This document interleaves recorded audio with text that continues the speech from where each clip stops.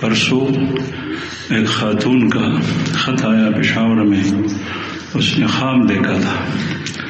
وہ نمازی اور بہت نیک خاتون تھی. اس نے کہا میں خواب میں دیکھتا ہوں کہ خانہ کعبہ میں ہوں اور نبی کریم صلی اللہ علیہ وسلم سامنے ہے، میرے اور آپ کے درمیان ایک لاش ہے جو کفن میں ملبوس ہے، اور مجھے بتایا گیا کہ یہ حضرت عثمان ذو النورین کی لاش ہے.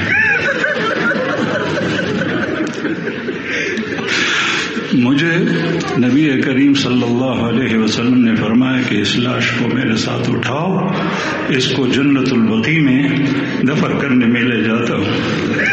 مجھ سے پوچھا اس کی تعبیر کیا ہے. میں سوچ میں پڑ گیا. اللہ جل شانہ نے اس وقت دل کے اندر یہی ڈالا کہ اس سے مراد حیا ہے، اور حرم شریف سے حیا عورتوں کے ذریعے سے نکل جائے گی. دوسرے دن میں نے سنا کہ حرم مکی کے اندر عورتوں کی پولیس جو چست لباس پہنی ہوئی ہے اس کو بنایا ہے. خواب کے وقت میں نے نہیں سنا تھا. تو ہر طرف سے مسلمان امت مسلمہ کے اوپر حملے، غیرت کے اوپر حملے، حیا کے اوپر حملے. یہ اللہ جل شانہ بھی سنتا ہے. اللہ پاک سے گڑگڑا کر ہم نے نہیں.